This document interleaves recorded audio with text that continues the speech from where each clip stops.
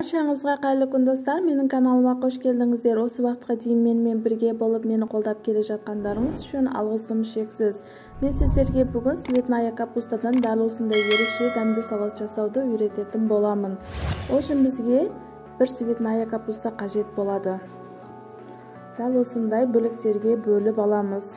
Мен қолданатын цветная капустаның үсткі жағы кішкене қарайып қалған екен, бірақ ештеңе етпейді.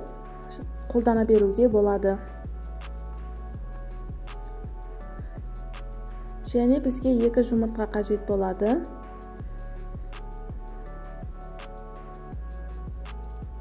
Аскөк, кинза, болгар бұрышы, сарымсақ, қияр және қызанақ қажет болады. Ең алдымен біз цветная капусталарымызды пісіріп алатын боламыз. Ыдысымызға салып, шай қасықта 1,5-2 қасықтай тұз саламыз және қайнап тұрған суымызды құйып газға қоямыз.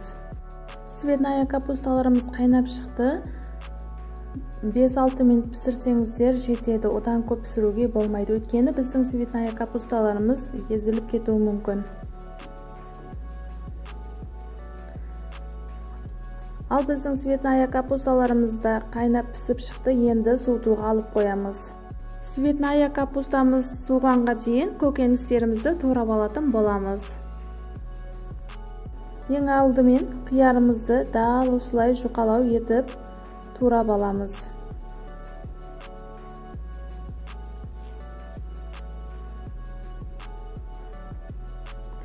Ыдысымызға саламыз.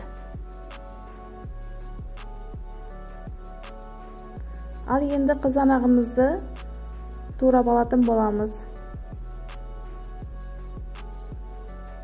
Дәл осы видеода көрсетілгендей етіп, жіңішкелеу етіп турап аламыз. Турап алған қызанақтарымызды ыдысымызға саламыз. Енді болгар бұрышымызды тазалап турап алатын боламыз.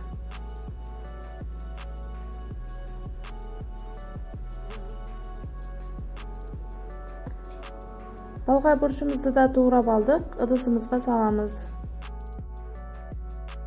Ал енді сарымсақтарымызды турап аламыз. Жұқалау етіп, ұсақтап турап аламыз.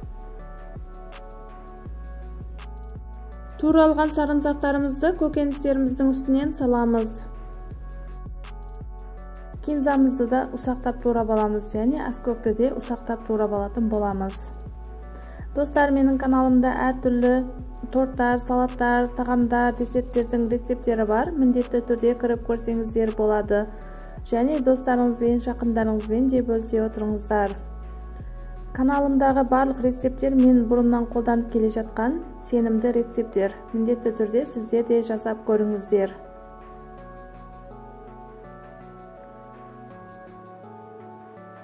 Ал барлығын турап алдық. Енді жұмыртқаларымызды ыдысымызға салып аламыз. Және кішкене тұз салып, жақсылап араластырып аламыз.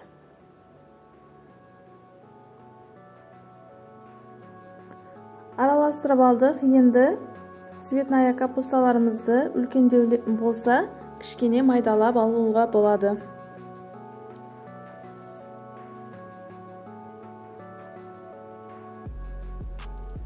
Газымызға табамызды қойып, майымызды құямыз. Майымызды қуыруға дайын болды. Ал енді цветная капусталарымызды жұмыртқаға аунатып алып, табамызға салып, жақсылап қызартырып қуырып алатын боламыз. Видеода көрсетілгендей етіп, барлығын жұмыртқамызға аунатып, майымызға салып, жақсылап қуырамыз.